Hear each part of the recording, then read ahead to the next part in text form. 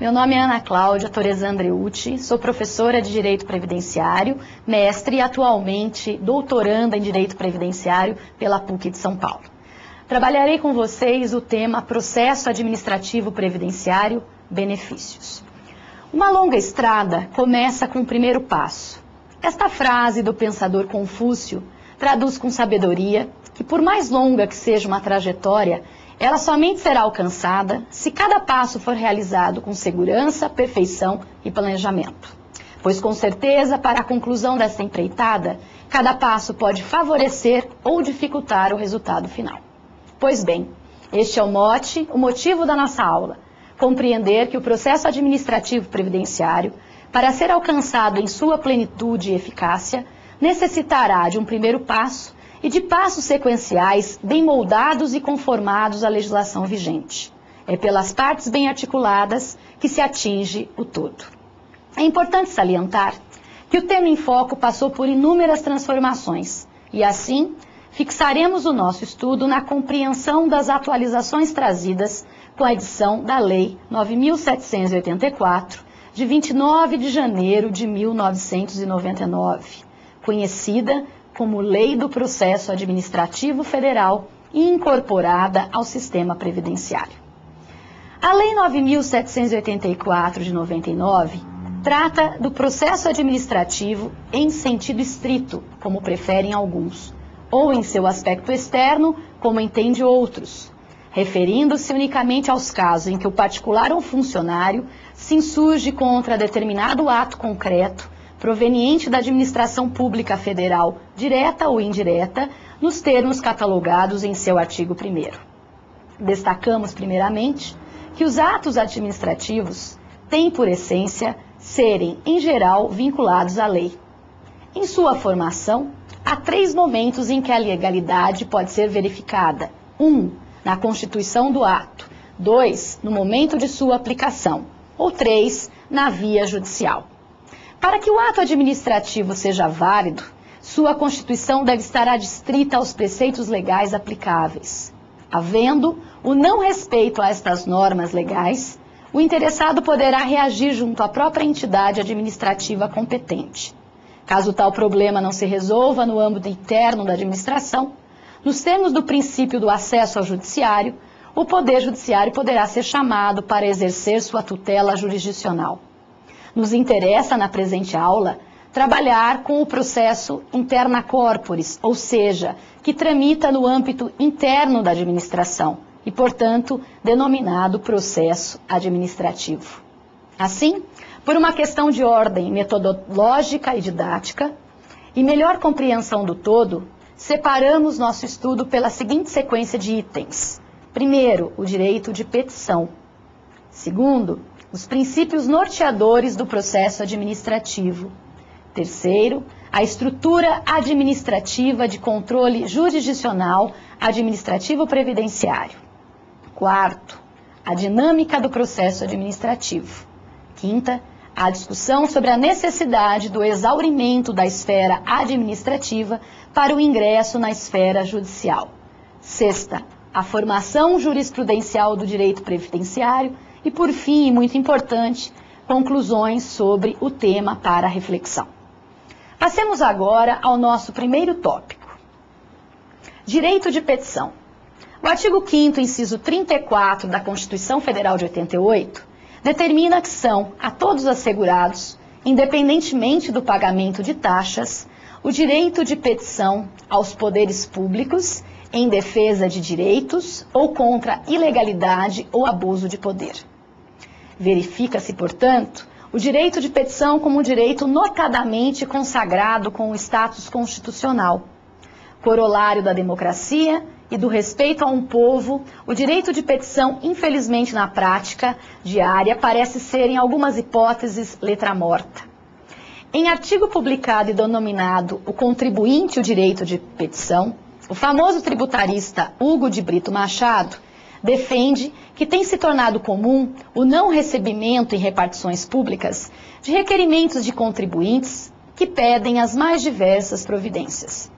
Alega-se que os pedidos devem ser feitos nos formulários próprios, e mesmo quando tal exigência é atendida pelo interessado, o agente público responsável pelo recebimento, às vezes, recusa-se a receber. Para o agente público, porém, a Constituição nada vale, nada significa. Vale a ordem do chefe, ainda que verbal. O direito de ter recebido uma petição em qualquer repartição pública do país é indiscutível. O agente público não pode recusar-se a receber qualquer petição, esteja ou não no formulário feito para este fim. Realmente, uma coisa é o direito de pedir, e a outra, bem diversa, o direito de ser atendido naquilo que se pede. O pedido, por mais absurdo que seja, deve ser recebido e encaminhado à autoridade competente para apreciá-lo. Se esta indefere o pedido, deve dizer claramente por que o faz, e o interessado tem o direito à certidão do inteiro teor da decisão, para poder, se quiser, defender em juízo a sua pretensão. Em qualquer caso, porém, é importante cobrar a responsabilidade pessoal do agente público pela ilegalidade, promovendo contra este ação de indenização dos danos decorrentes. O Supremo Tribunal Federal já admitiu a propositura de ação de indenização contra o Estado e também contra o agente público. Se o autor não conseguir comprovar o dolo ou a culpa deste, de todo modo terá direito à indenização a ser paga pelo poder público. Importante, portanto, lembrarmos que o direito de petição não é um favor feito pela administração pública e seus agentes. Muito pelo contrário, é um instrumento a serviço do cidadão consagrado constitucionalmente.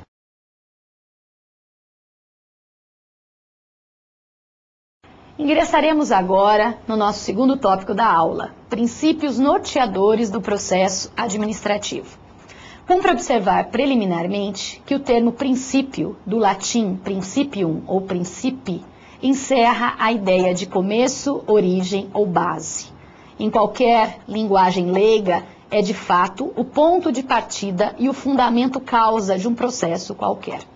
Miguel Reale considera que princípios são verdades fundantes de um sistema de conhecimento, como tais admitidas por serem evidentes ou por terem sido comprovadas, mas também por motivos de ordem prática operacional, isto é, como pressupostos exigidos pelas necessidades da pesquisa e da praxis.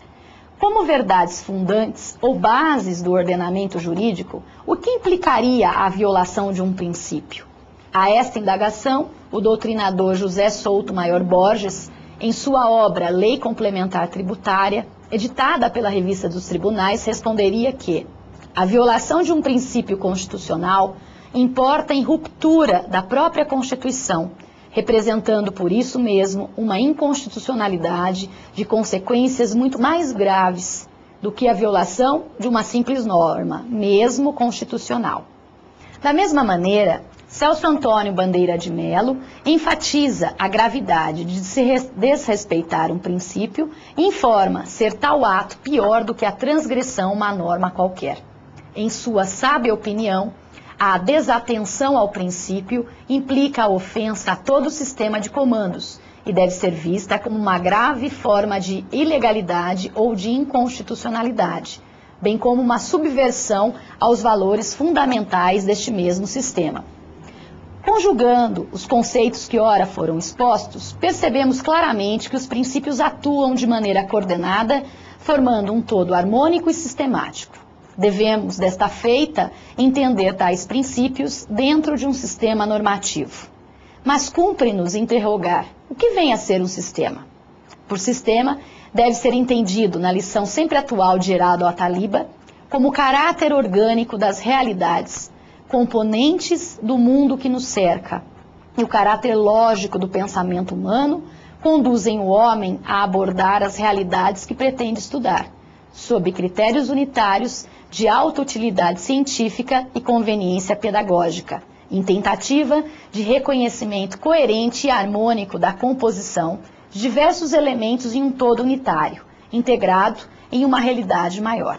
Os sistemas podem ser estudados nas mais variadas disciplinas da ciência jurídica, cada qual formando um arcabouço de normas, regras e princípios, os quais, ao final, pelo caráter interdisciplinar próprio da ciência do direito, irão se comunicar. Contudo, para dar continuidade do tema, devemos nos fixar no objeto de nossa investigação científica, que são os princípios atinentes ao processo administrativo previdenciário. Legalidade.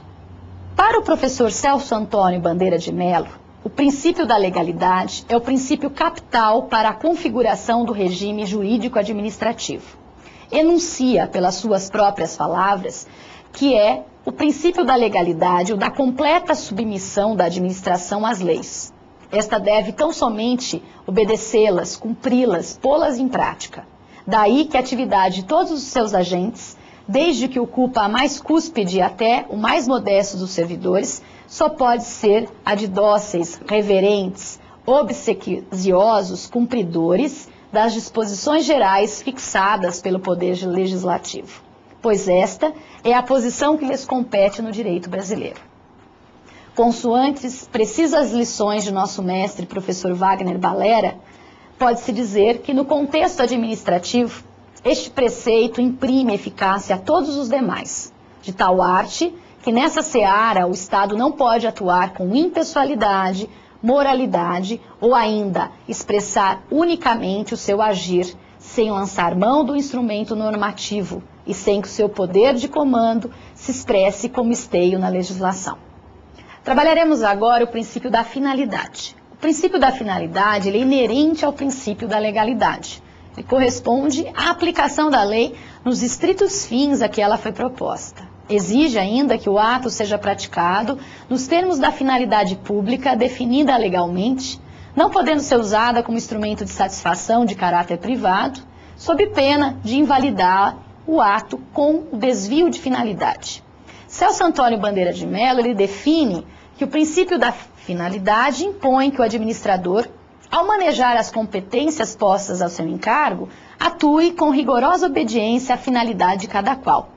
Cumpre-lhe cingir-se não apenas à finalidade própria de todas as leis, que é o interesse público, mas também à finalidade específica abrigada na lei e que esteja dando execução. Assim, haverá sempre desvio de poder e, em consequência, nulidade do ato, por violação da finalidade legal, tanto nos casos em que a atuação administrativa é estranha a qualquer finalidade pública, como também naqueles casos em que o fim perseguido, se bem de interesse público, não é o fim preciso que a lei assinalava para tal ato. Princípio da motivação, princípio importante, já caracterizado nas decisões de natureza judicial. Encontra-se consagrado, já com status constitucional, no artigo 93, inciso 9 da Constituição, que dita que todos os julgamentos dos órgãos do Poder Judiciário serão públicos e também serão fundamentadas todas as decisões sob pena de nulidade. Na esfera administrativa, esse comando se repete e traz consigo uma obrigação legal e moral do órgão público explicar as razões pelas quais ele irá decidir. Wagner Balera, como já citado, em sua obra Processo Administrativo Previdenciário, destaca que as razões de decidir tornam transparente o labor da autoridade. Não basta apenas alegar meramente um determinado comando normativo em que se funda. Cumpre deliberar justificadamente, demonstrando que o caminho escolhido é aquele que melhor atende aos objetivos da proteção social. Moralidade.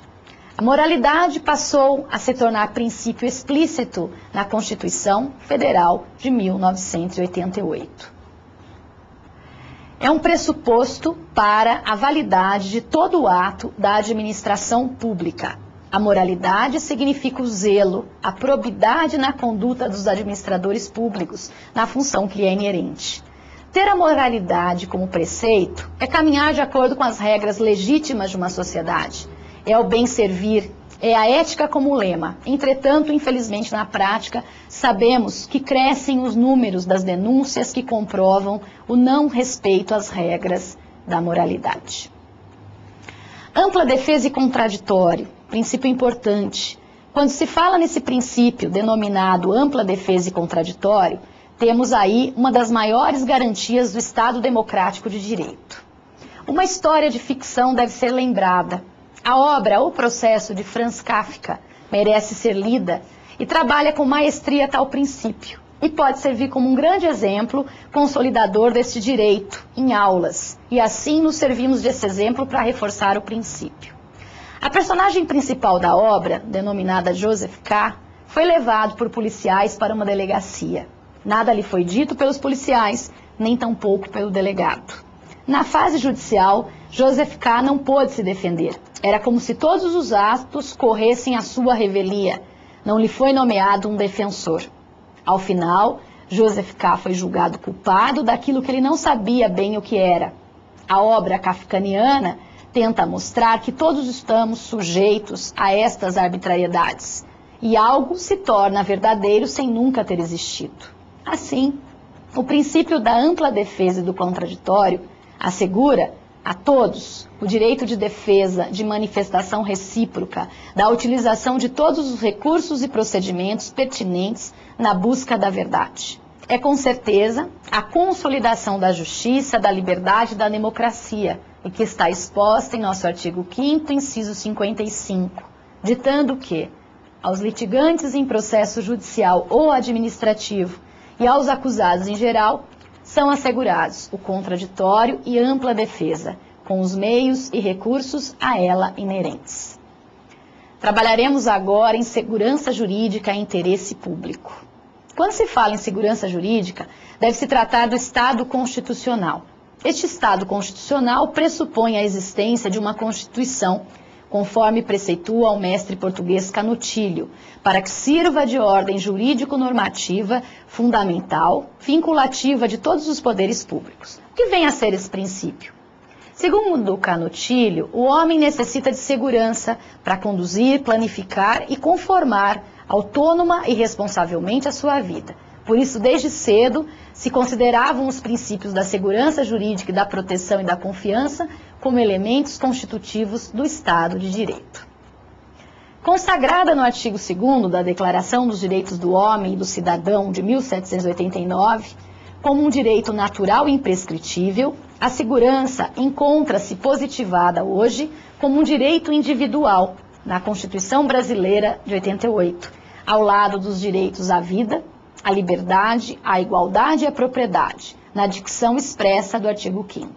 Nesse mesmo diapasão é a lição de Benjamin de Oliveira Filho, para quem não pode ser desiludido aquele que confiou no império da lei e na da segurança jurídica, vendo, pela superveniência da lei nova, frustrados os seus efeitos. A lei não pode ressuscitar do passado que lá se consumou.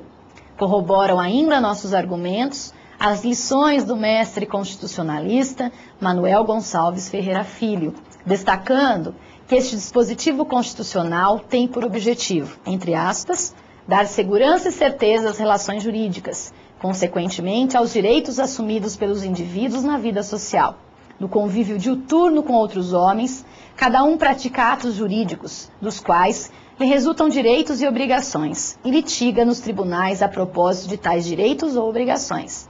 Haveria gravíssima insegurança a ameaçar os próprios fundamentos da vida social, se tais atos pudessem ter sua validade a qualquer tempo discutida, reposta em discussão. E se concluindo o presente tópico, impõe considerar que o princípio da segurança jurídica deve ser entendido como um direito de natureza fundamental, cláusula pétrea não modificável pela via de emenda constitucional, corolário da estabilidade e da paz nas relações jurídicas e, por fim, a certeza e o respeito necessários para a confiança do cidadão no Estado de Direito, no Estado constitucional. Eficiência. Mais do que uma mera palavra, eficiência é, nos dias de hoje, uma palavra que significa qualidade total, mas passou a ter no cenário jurídico o status de princípio da administração pública. Infelizmente, quando pensamos em eficiência no poder público, parece que estamos diante de antíteses, contraditórios e antônimos. Em se pensando em previdência social no Brasil, o que nos vem à mente sempre são aquelas filas constantes, a venda de lugares em filas, a greve dos servidores públicos, prazos que não são cumpridos e histórias e mais histórias de pessoas que, entre aspas, morreram de tanto esperar. Vocês devem estar se perguntando, mas como mudar, o que é possível fazer para tornar esse princípio efetivo na administração pública? Muitas são as possibilidades, mas separamos aqui 10 dicas que com certeza ajudariam no cumprimento do princípio da eficiência. são elas: a desburocratização, a qualidade do atendimento dos beneficiários e contribuintes, a transparência, a organização, o famoso ditado conhecido de todos, não deixar para amanhã o que se pode fazer hoje, a adequação dos serviços à população, o cumprimento dos prazos, a contratação e distribuição de agentes públicos nos diversos órgãos de maneira adequada, a qualificação constante dos agentes públicos com cursos de reciclagem e atualização e, por último, o investimento em equipamentos e informatização. Estrutura administrativa de controle jurisdicional administrativo previdenciário. A estrutura administrativa do controle jurisdicional sofreu atualizações por meio da portaria número 88 de 22 de janeiro de 2004, referentes ao regimento interno do CRPS, Conselho de Recursos da Previdência Social. Importa esclarecermos inicialmente o conceito, a essência do Conselho de Recursos da Previdência Social.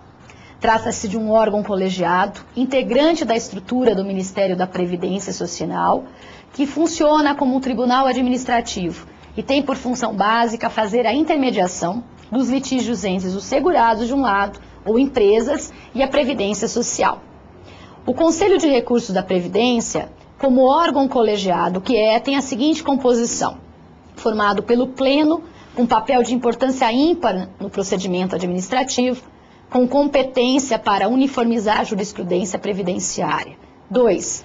Câmaras de julgamento instaladas na capital brasileira, cidade de Brasília, que julgam em segunda e última instância questões relativas a benefícios previdenciários. A segunda e a quarta Câmara julgam também matéria relativas a finanças, ou seja, o custeio do sistema.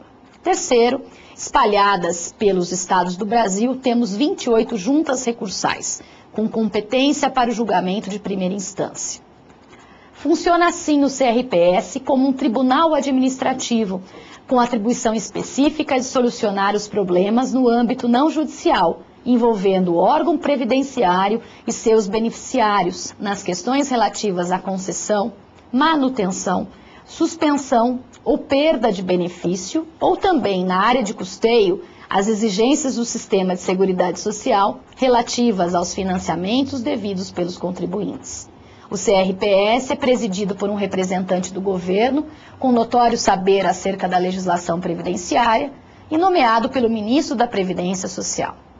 As juntas de recurso e as câmaras de julgamento, presididas e administradas por representantes do governo, com formação quadripartite, conselheiros nomeados pelo ministro de Estado da Previdência, sendo 2 representantes do governo, um das empresas e um dos trabalhadores. O mandato dos membros das juntas de recurso e das câmaras de julgamento é de 2 anos, permitidas até 2 reconduções, atendidas às seguintes condições. Os representantes do governo são indicados pelo presidente do Conselho de Recursos da Previdência Social, dentre servidores ativos de nível superior, com notório conhecimento da legislação previdenciária, passando a prestar serviços exclusivamente ao CRPS, sem prejuízo dos direitos e vantagens do respectivo cargo de origem. E ainda por representantes classistas que deverão ter escolaridade de nível superior, exceto representantes dos trabalhadores rurais, que deverão ter nível médio, que são escolhidos dentre os indicados em lista tríplice pelas entidades de classe ou sindicais das respectivas jurisdições e manterão a condição de segurados do regime de previdência social. Assunto que será tratado posteriormente, mas que merece uma breve pincelada neste momento, é que as decisões administrativas não têm força de coisa julgada para o particular. Esta é uma inovação, mas somente para o INSS, para o qual surge o festejado por alguns efeito vinculante. Vale dizer, o litigante pode recorrer à vida judicial, mesmo após ter sido parte vencida perante os órgãos do CRPS. Conforme ideias expostas pelos autores Carlos Alberto Pereira de Castro e João Batista Lazari, na obra Manual de Direito Previdenciário da LTR. Para confirmar esta tese, os autores citam um trecho do artigo O Contencioso Administrativo da Previdência Social, da autora Meire Lúcia Gomes Monteiro, publicado na obra Temas Atuais de Previdência Social, coordenado pelo ilustre professor Vladimir Novas Martinez e publicado pela editora LTR, no qual a autora salienta que, entre aspas, perante o CRPS, os litígios têm de um lado beneficiários, que são os segurados e dependentes ou empresas, e do outro lado o INSS. Todavia, a utilização da via jurisdicional não é obrigatória. A empresa ou beneficiário pode recorrer à justiça em qualquer fase do processo administrativo. Pode, inclusive, abandonar a instância jurisdicional e reclamar diretamente na justiça. O INSS, porém, não pode questionar na justiça, estando obrigado a acatar os ditames da instância administrativa jurisdicional. Assim, a força coativa do julgado alcança apenas a autarquia previdenciária. A outra parte interessada tem liberdade de utilizar ou não a instância jurisdicional, o Poder Judiciário.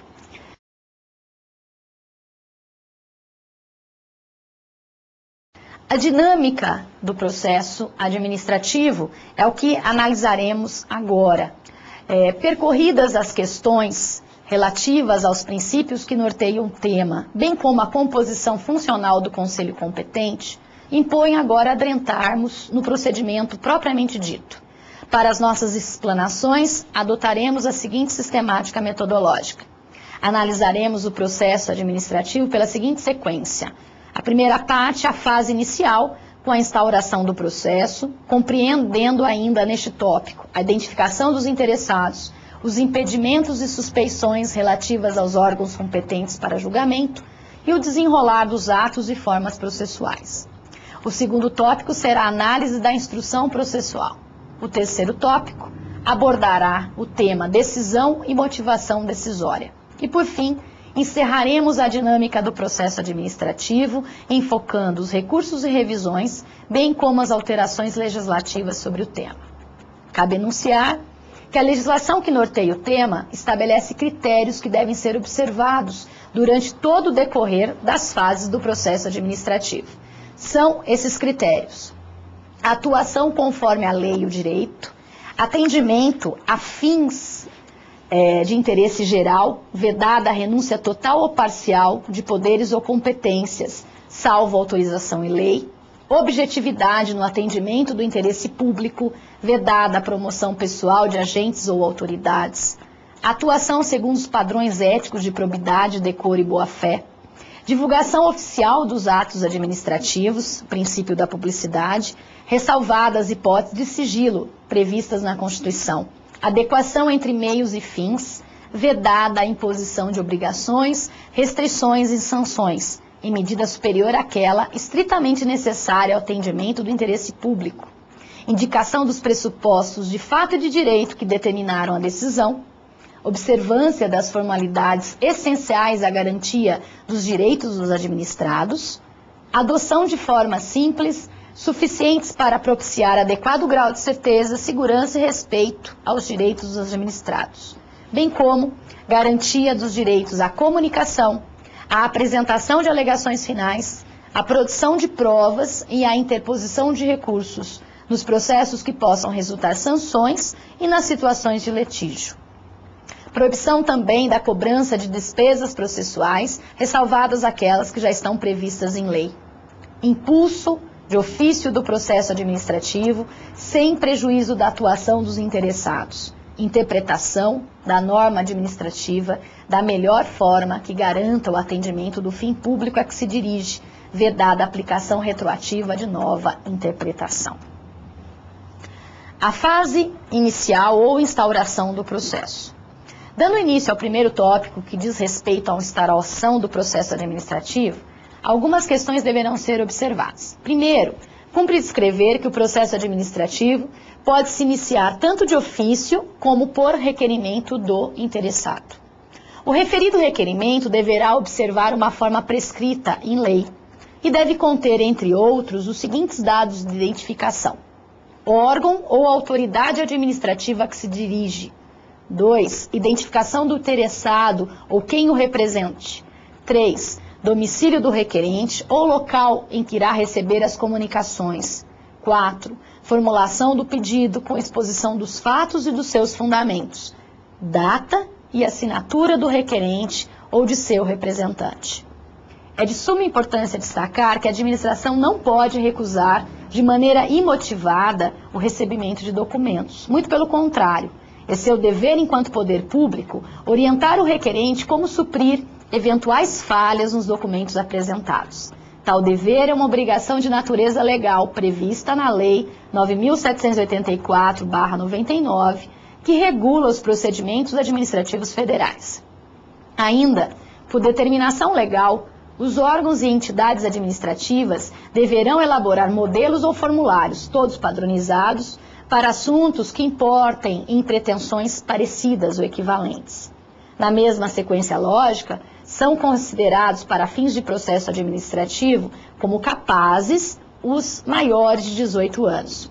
Aqui é interessante comentarmos que desde 98, esta norma já era uma realidade no mundo do direito administrativo e previdenciário, antecipando o que o novo Código Civil apenas considerou em 2001, qual seja capaz aquele que alcançar a idade de 18 anos. Neste cenário, constituem-se como direitos dos administrados e interessados ser tratado com respeito pelas autoridades e servidores que deverão facilitar o exercício dos seus direitos e o cumprimento das suas obrigações. Ter ciência da tramitação dos processos administrativos em que tenha a condição de interessado, ter vista dos autos, obter cópias de documentos neles contidos, bem como das decisões proferidas. Cabe também formular alegações e apresentar documentos antes da decisão, os quais serão objeto de consideração pelo órgão competente. Assistir facultativamente por advogado, salvo quando obrigatória a representação pelo causídico por força de lei. Os administrados e interessados também têm deveres, e esses devem ser cumpridos.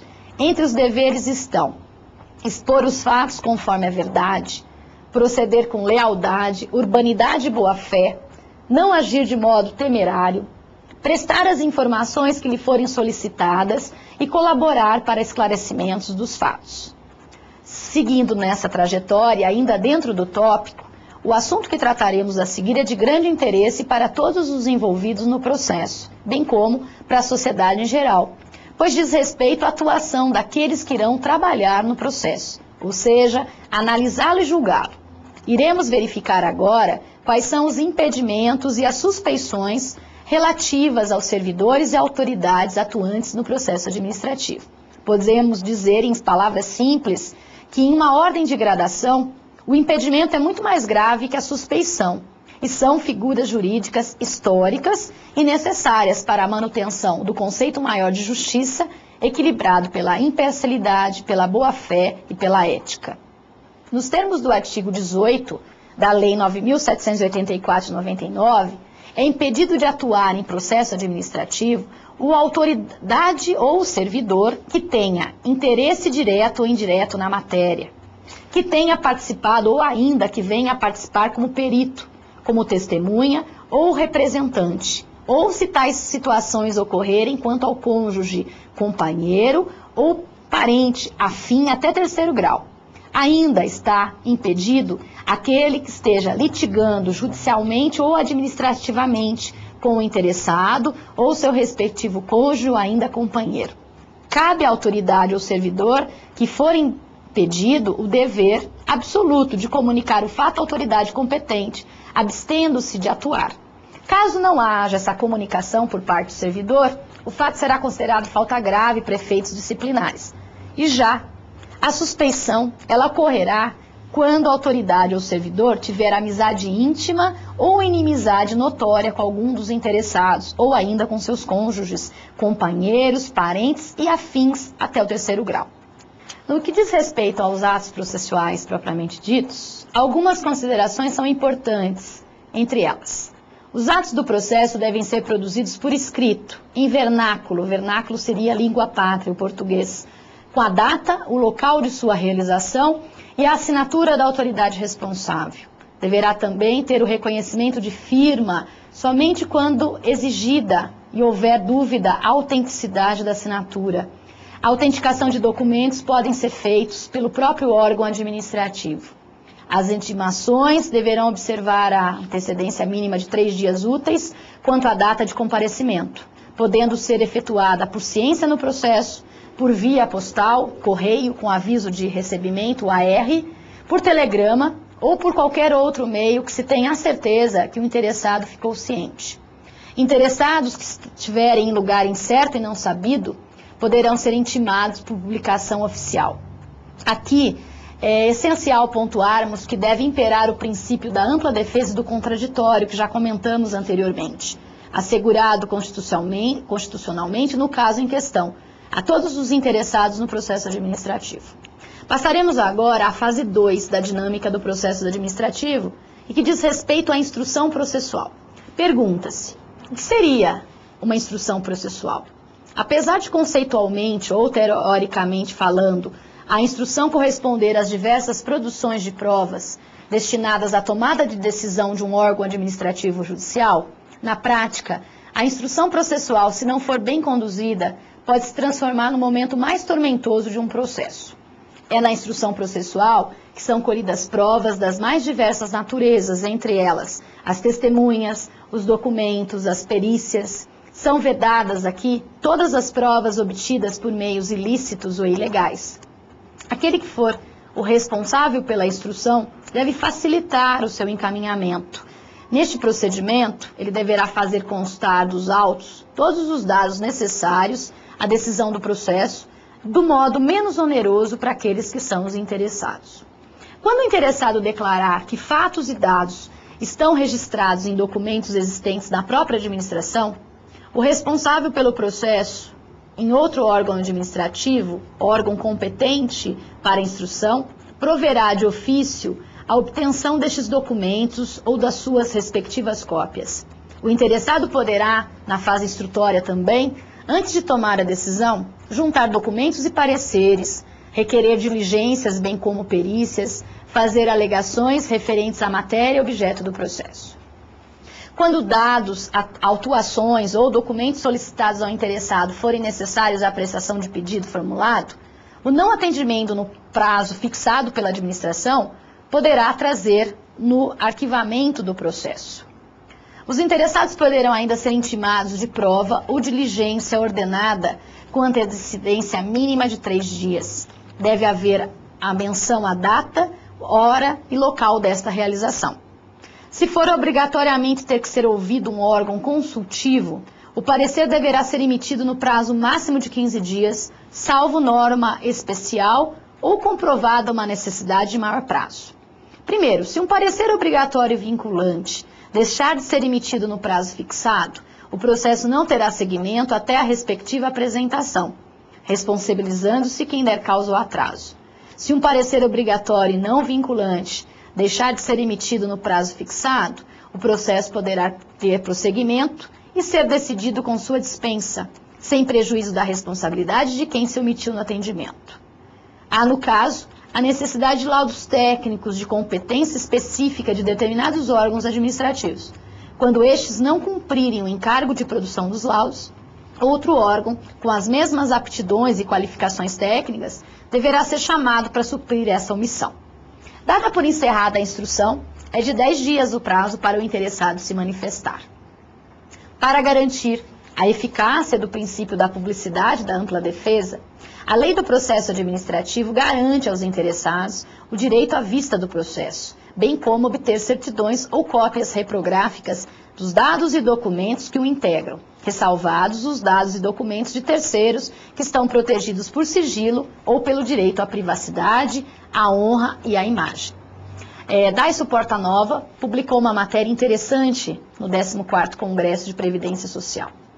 Caso o órgão de instrução não seja competente para emitir a decisão final, elaborará relatório indicando o pedido inicial, o conteúdo das fases do procedimento e formulará a proposta de decisão, objetivamente justificada, encaminhando o processo à autoridade competente.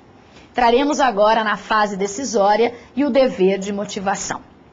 Na fase decisória, cabe ao órgão competente enfrentar a questão proposta, analisando-a diante de todas as provas produzidas, para afinal concluir por meio da decisão, que será exarada no prazo de 30 dias, prorrogáveis por mais 30 dias, desde que esse prazo seja justificado.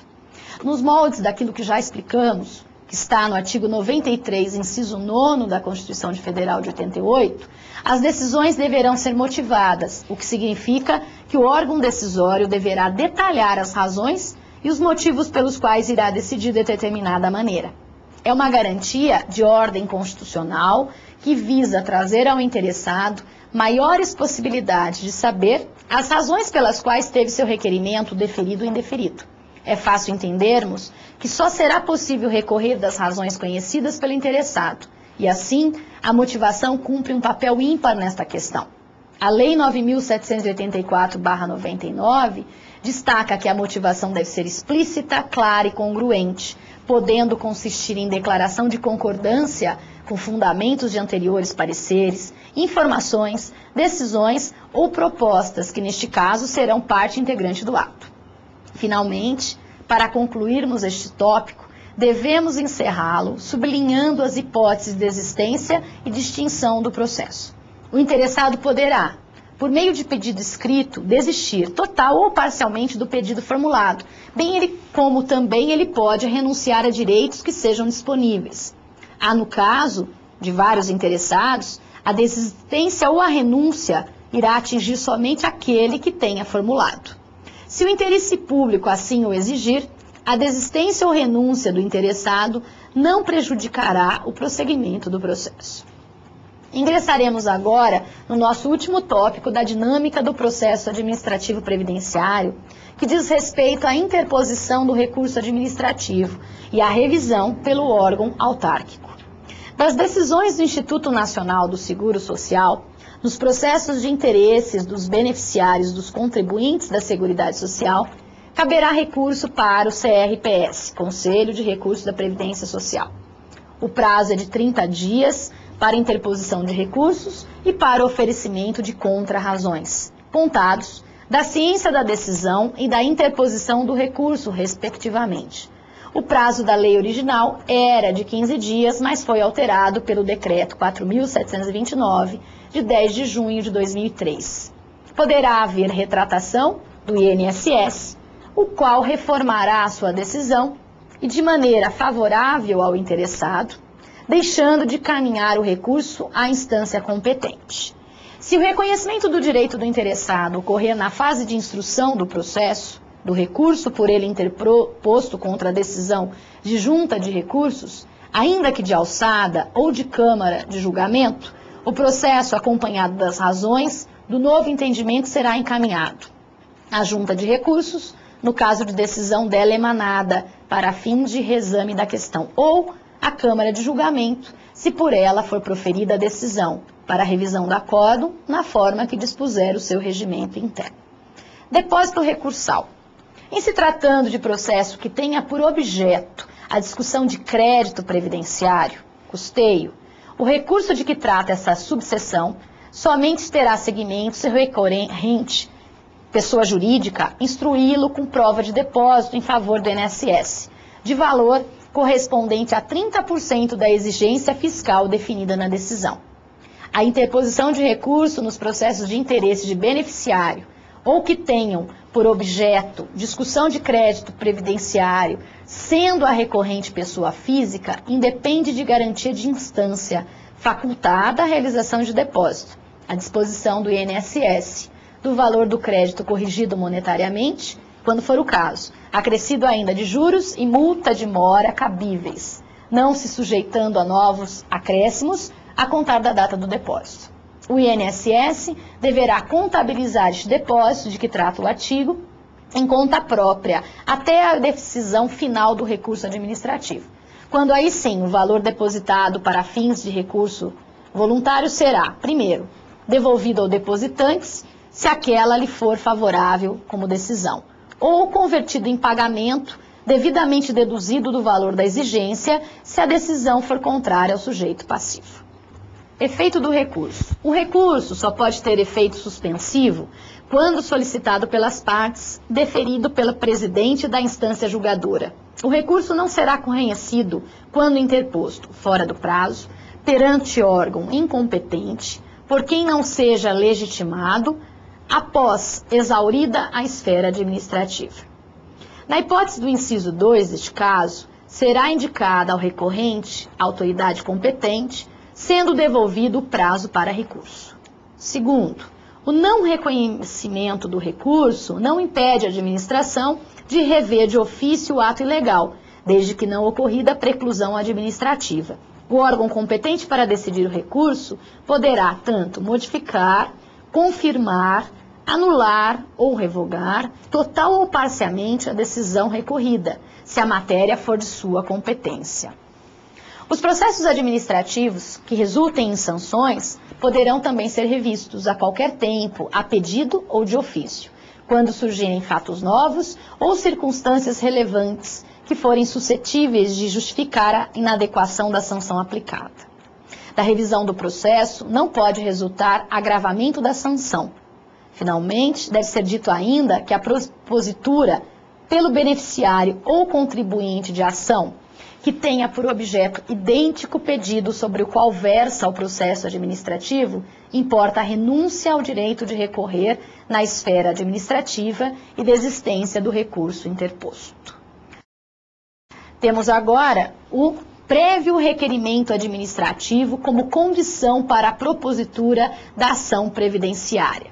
Trataremos de uma questão que divide os operadores do direito, em geral, juízes, doutrinadores, advogados, entre outros. O prévio requerimento administrativo, como condição para a propositura da ação previdenciária, catalogaremos aqui muitas opiniões que foram esposadas na doutrina pátria.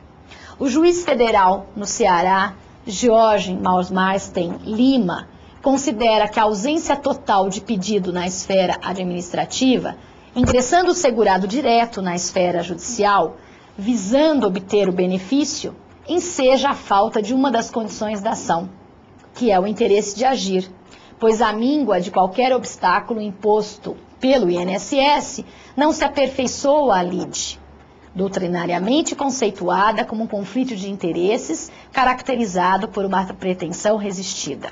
Justifica ainda o juiz, em suas palavras, que não se trata de esvaziar o direito, a eficácia do direito fundamental à ação e do princípio do amplo processo de acesso à justiça.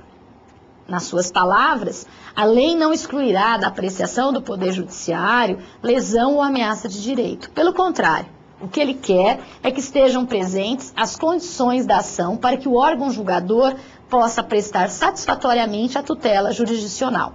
Afinal, enquanto não houver tal iniciativa, que é o exercício do direito, não se pode, logicamente, alegar a existência de lesão ou ameaça à lesão, configuradora do direito de agir em juízo. Reflete ainda o magistrado cearense que é bastante comum uma lide previdenciária caminhar anos e mais anos na justiça sem qualquer resposta jurisdicional. E antes do julgamento, o próprio INSS reconhecer administrativamente o direito do cidadão. Nesse caso, qual foi a necessidade e utilidade do processo judicial? Diz ele, absolutamente nenhuma. É preciso, portanto, filtrar os pedidos previdenciários, exigindo que haja, de fato, uma negativa formal ou informal do órgão previdenciário. Em seu artigo publicado, foram colhidas preciosas ementas de acórdãos do STJ, Superior Tribunal de Justiça, que já se manifestou dizendo, abram aspas, a ausência total de pedido na via administrativa, ingressando a segurada diretamente na esfera judicial, visando obter benefício previdenciário, aposentadoria por idade, enseja a falta de uma das condições da ação, que é o interesse de agir, pois a míngua de qualquer obstáculo imposto pela autarquia não se aperfeiçoa a lide, doutrinariamente conceituada como um conflito de interesses caracterizados por uma pretensão resistida.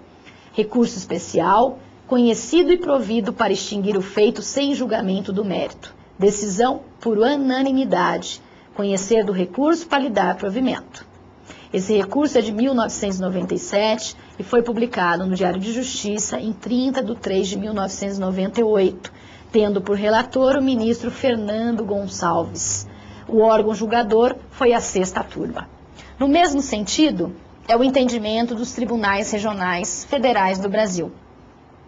Entre eles, abre aspas, limitando-se a contestação a abordar matéria de índole preliminar processual e não tendo provado o autor a prévia formulação de requerimento administrativo de concessão de benefício previdenciário, indeferido expressa ou tacitamente, falta interesse de agir, sob aspecto necessidade no manejo de ação processual com esse escopo, ante a ausência de pretensão material resistida. Tribunal Regional Federal da 5ª Região, 3ª Turma, a data da decisão é agosto de 1999, desembargador federal Ridalvo Costa.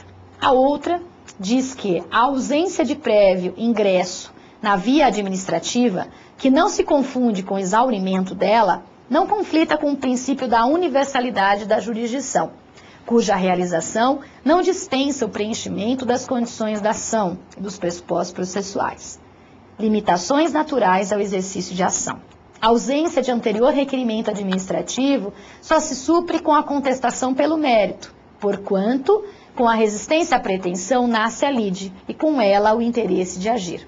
O agravo foi provido para julgar o autor carecedor da ação proposta por ausência de interesse processual, a causa de inexistência de prévio ingresso na esfera administrativa.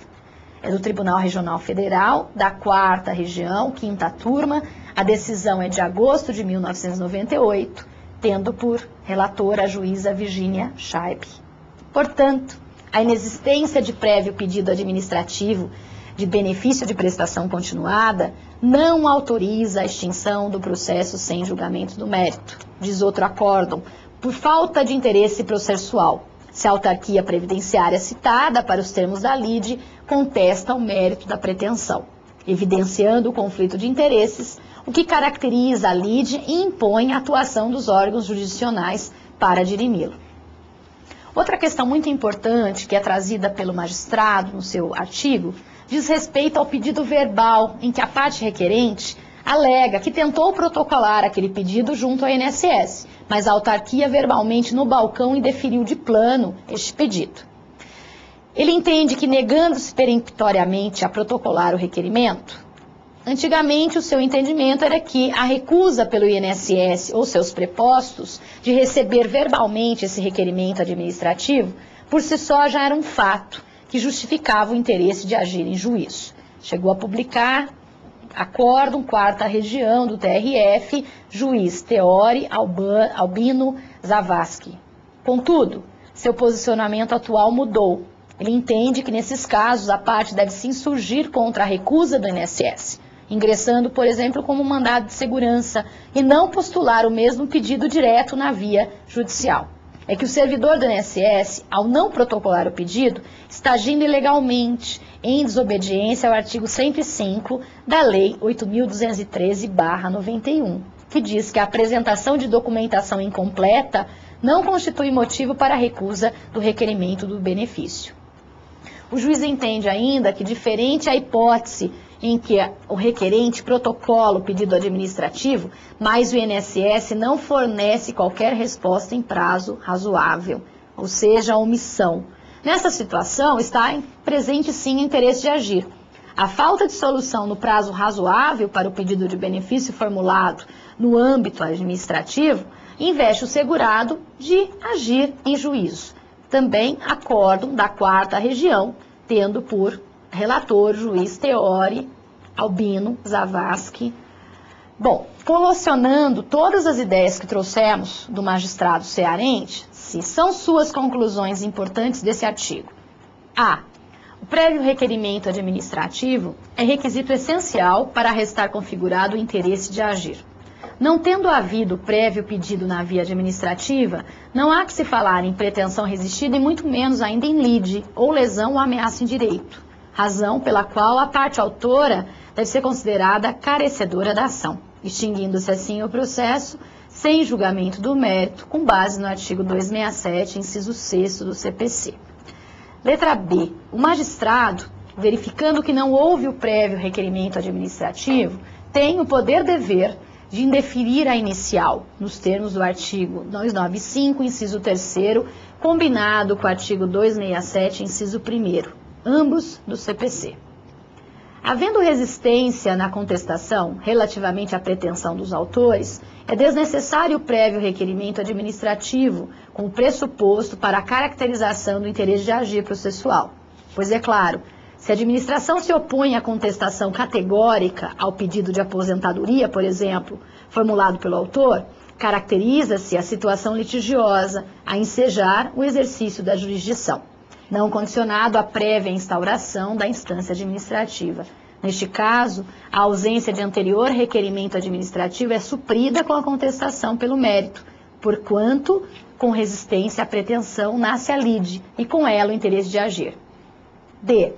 A recusa pelo INSS ou seus prepostos de receber o requerimento administrativo do benefício não é capaz de, por si só, justificar o interesse de agir em juízo, pois neste caso o segurado deve insurgir contra a recusa em si e não postular diretamente o pedido na via judicial. Conclusão E.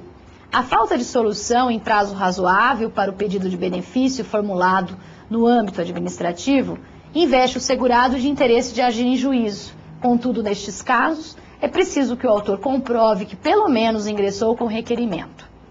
Analisando também o polêmico tema, o doutrinador e também magistrado federal João Batista Lazari publicou nos anais do 14º Congresso Brasileiro de Previdência Social, realizado em São Paulo pela editora LTR, a seguinte conclusão sobre o assunto. Sintetizando a abordagem feita, podemos concluir que a inexistência de prévia postulação administrativa pode se constituir óbice ao ingresso em juízo, desde que não fique configurada a resistência à pretensão deduzida.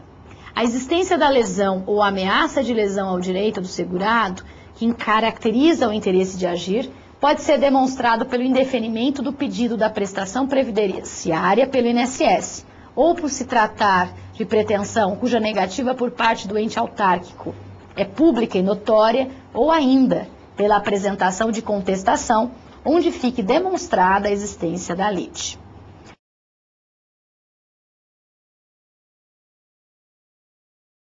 Temos agora a formação jurisprudencial do direito previdenciário. O importante tema é este tema da formação jurisprudencial do direito previdenciário. E nestes ditames, a Portaria Ministerial número 88, de janeiro de 2004, define que a uniformização em tese da jurisprudência pode ser suscitada para encerrar divergência jurisprudencial ou para consolidar jurisprudência reiterada no âmbito do Conselho de Recursos da Previdência Social. A uniformização em tese pode ser provocada pelo presidente do Conselho de Recursos da Previdência Social, por qualquer dos presidentes das câmaras de julgamento ou, exclusivamente em matéria de alçada, por qualquer dos presidentes das juntas de recurso, mediante a prévia apresentação de estudo fundamentado sobre a matéria a ser uniformizada, no qual deverá ser demonstrada a existência de divergência jurisprudencial ou de jurisprudência reiterada. Outra questão de extrema importância e festejada por alguns e desprestigiada por outros é o caráter vinculante da interpretação do direito. Assim, a emissão de enunciados em qualquer hipótese depende da aprovação da maioria absoluta dos membros do Conselho Pleno e vincula, quanto à interpretação do direito, todos os membros do CRPS. O estatuído para aplicação de ordem administrativa vem ao encontro da reforma do Poder Judiciário, que destacou o efeito vinculante das decisões dos tribunais superiores. Embora não exista no direito brasileiro o contencioso administrativo, a administração exerce sim um poder de tutela jurídica dos direitos e interesses públicos e submete-se, em sua atuação, ao princípio da legalidade e ao dever de não ocasionar, em contrariedade à lei, prejuízos a direitos e interesses dos cidadãos e das pessoas que entram em relação com esta administração por força da tutela. Cabe à administração observar, quando estiver no polo passivo da demanda, que tal relação jurídica se efetiva por meio de procedimentos administrativos e pode ser entendida como uma forma de jurisdição administrativa, uma jurisdição em que a administração expressa o seu querer, entrega uma prestação administrativa jurisdicional aos seus administrados, estando, portanto, vinculada a tal decisão, não podendo, assim, a administração pública recorrer à esfera judicial. Para confirmar essa tese, reiteramos o já citado artigo de Meire Lúcia Gomes Monteiro, O Contencioso Administrativo da Previdência Social, publicado na obra Temas Atuais de Previdência Social, coordenado pelo professor Vladimir Novaes Martinez, editora LTR, salientando que, abram aspas, perante o CRPS, os litígios têm de um lado beneficiários, segurados e dependentes ou empresas, e de outro lado o INSS. Todavia, a utilização da via jurisdicional não é obrigatória. A empresa ou beneficiário pode recorrer à justiça em qualquer fase do processo administrativo. Pode, inclusive, abandonar a instância jurisdicional e reclamar diretamente na justiça. O INSS, porém, não pode questionar na justiça, estando obrigado a acatar os ditames da instância jurisdicional. Assim, a força coativa do julgado alcança apenas a autarquia previdenciária. A outra parte interessada, repita-se, tem liberdade de utilizar ou não a instância jurisdicional. Sobre a questão ainda do alicerce jurisprudencial administrativo previdenciário, o mestre Wagner Balera, em sua obra O Processo Administrativo Previdenciário, destacou que, abram aspas, o Conselho de Recursos da Previdência Social prepara, com a sua construção jurisprudencial, os modelos de decisão que o INSS tomará de forma concertada com o superior intérprete da norma previdenciária brasileira. A jurisprudência administrativa é, assim, o instrumental que dá acabamento à ordem normativa social inaugurada pela Constituição.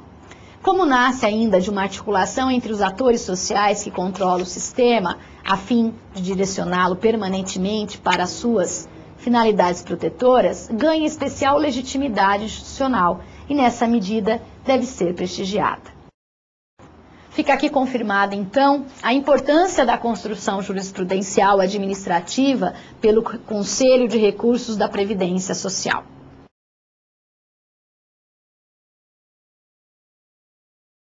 Conclusões para a reflexão, fechando o nosso tema.